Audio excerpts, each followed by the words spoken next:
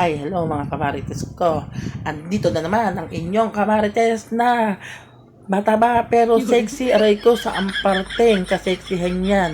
Samahan nyo na naman po ako mga kamarites ko sa aking panabagong vlog mga kamarites ko. Ito nga po pala ipiplik ko sa inyo yung bahay namin sa taas dito po sa third floor.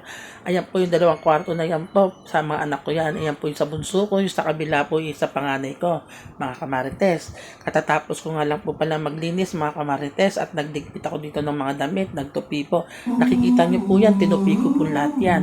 Yan po may TV po sila rito mga kamarites para kahit paano meron silang libangan dito mga kamarites. Pero mas gusto nila sa baba. Ayan po nga po lang mga kamarites, yung nakikita yung bundok na yan, bundok po yan ng San Mateo mga kamarites. Kaya sa umaga po rito, sikat na sikat yung araw. Mainit po. Sana all may nagpapainit. Samantala sa mga sa kamarites ninyo, wala man lang magpainit po mga kamarites. Meron din pula sila dito mga kamarites na maliit na CR.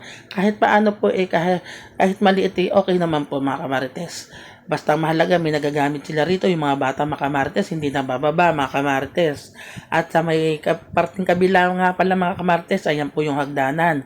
Tuwing umaga pala mga kamarites, mula sa baba hanggang dito sa taas, inaakyat panaog ko po yan para exercise ko na lang yan mga kamarites. Ganyan po kataas ng hagdanan na yan kamarites. Kaya talagang pag umakyat po ako, hingal-hingal talaga ako mga kamarites. Lawit-lawit talaga mga kamarites yung aking hininga.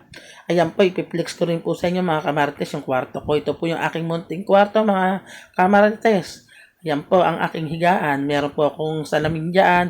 Nakita mula ulo hanggang paa para makita po yung katabaan ng inyong mga kamarites. Ayan po, di ba? Kitang-kita naman po mga kamarites, sana all mataba.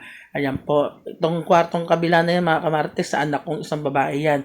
Hindi po nila alam na sumisilip ako dyan, binibidyo ko po sila kasi ayaw po nila nagpapabidyo mga kamarites. Ayan nga po pala yung hagdanan papunta sa ibaba sa first floor mga kamarites.